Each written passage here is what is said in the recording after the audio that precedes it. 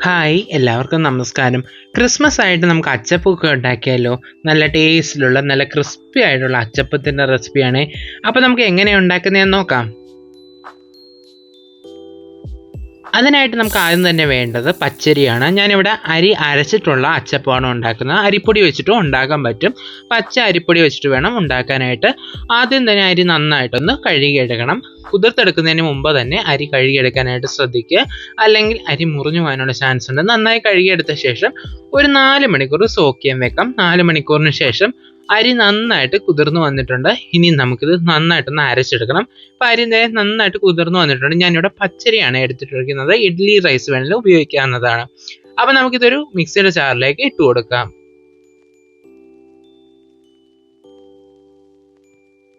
ഇതിലേക്ക് നമുക്ക് കുറച്ച് ഉപ്പ് ചേർത്ത് കൊടുക്കാം. കുറച്ച് മാത്രം ചേർത്ത് കൊടുത്താൽ ഒരു ടേസ്റ്റ് ബാലൻസിങ്ങിന് വേണ്ടി മാത്രം. ഇനി ഇതിലേക്ക് മധുരത്തിന് ആവശ്യത്തിനുള്ള പഞ്ചസാര ചേർത്ത് കൊടുക്കാം. അതിൻ്റെ കൂടെ തന്നെ ഇതിലേക്ക് മൈദ ചേർത്ത് കൊടുക്കാം. ഇൻഗ്രീഡിയൻസിൻ്റെ ലിസ്റ്റ് എല്ലാം ഞാൻ ഡിസ്ക്രിപ്ഷൻ ബോക്സിൽ കൊടുത്തിട്ടുണ്ട്. ഇതിലേക്ക് നമുക്ക് തേങ്ങാപ്പാലും കൂടെ ചേർത്ത് കൊടുക്കാം. തേങ്ങാപ്പാൽ ഉപയോഗിച്ചിട്ടാണ് അരച്ചെടുക്കുന്നത്. ഇനി നമുക്ക് നല്ല ഫൈൻ പേസ്റ്റായിട്ട് അരച്ചെടുക്കാം. ഇനി ഇത് നന്നായിട്ടൊന്ന് അരച്ചെടുത്ത ശേഷം നമുക്കിതിലേക്ക് മുട്ട ചേർത്ത് കൊടുക്കണം. ഇതിലേക്ക് നമുക്ക് മുട്ട ചേർത്ത് കൊടുക്കാം. ശേഷം ഇതെല്ലാം കൂടെ നന്നായിട്ടൊന്ന് ബ്ലെൻഡ് ചെയ്തെടുക്കാം. ഇനി നമുക്ക് ഈ മിക്സ് ഒരു ബൗളിലേക്ക് ഒഴിച്ചു കൊടുക്കാം. ഇതിലേക്ക് കറുത്ത എള്ള് ചേർത്ത് കൊടുക്കാം. ഇതെല്ലാം കൂടെ നന്നായിട്ടൊന്ന് മിക്സ് ചെയ്തെടുക്കാം. ഓവറായിട്ട് ലൂസായി പോകരുത് അച്ചപ്പത്തിൻ്റെ ബാറ്റർ. എപ്പോഴും അത്യാവശ്യം നല്ല തിക്കായിരിക്കണം, എന്നാൽ ഓവറായിട്ട് തിക്കാവുകയും ചെയ്യരുത്. അപ്പോൾ ഇതാണ് നമ്മുടെ അച്ചപ്പത്തിൻ്റെ ബാറ്ററിൻ്റെ കൺസിസ്റ്റൻസി എന്ന് പറയുന്നത്. ദോശമാവിനെക്കാട്ടിലും കുറച്ചുകൂടെ ലൂസായിരിക്കണം എന്ന് പറഞ്ഞ് ഒരുപാട് ലൂസായി പോവുകയും ചെയ്യരുത്. ഇനി നമുക്ക് അച്ചപ്പം ചുട്ടെടുക്കാം. അതിനുവേണ്ടി ഒരു ചീനച്ചട്ടിയിലേക്ക് വെളിച്ചെണ്ണ ഒഴിച്ച് ചൂടായി വരുമ്പോൾ അതിലേക്ക് നമുക്ക് അച്ചിട്ട് കൊടുക്കാം. അച്ച് നന്നായി ചൂടായി വന്ന ശേഷം നമുക്ക് ഈ അച്ച് മാവിലേക്ക് മുക്കാം.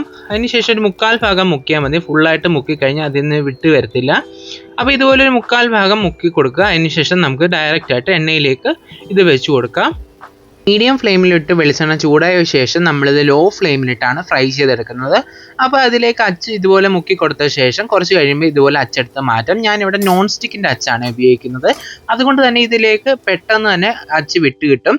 അതിൻ്റെ ഒരു സൈഡ് കളറ് മാറുമ്പോൾ മാത്രം നമുക്കിതൊന്ന് തിരിച്ചിട്ട് കൊടുക്കാം. അതിനുശേഷം നമുക്കിത് എണ്ണയിൽ നിന്ന് കോരിയെടുക്കാം. അപ്പോൾ അച്ചപ്പം ഇവിടെ റെഡി ആയിട്ടുണ്ട്. ഒരു സൈഡ് നന്നായിട്ട് കുക്കായ ശേഷം മാത്രമേ തിരിച്ചിടാവൂ, എന്നാലാണ് ഷേപ്പ് പെർഫെക്റ്റ് ആയിട്ട് കിട്ടത്തുള്ളൂ.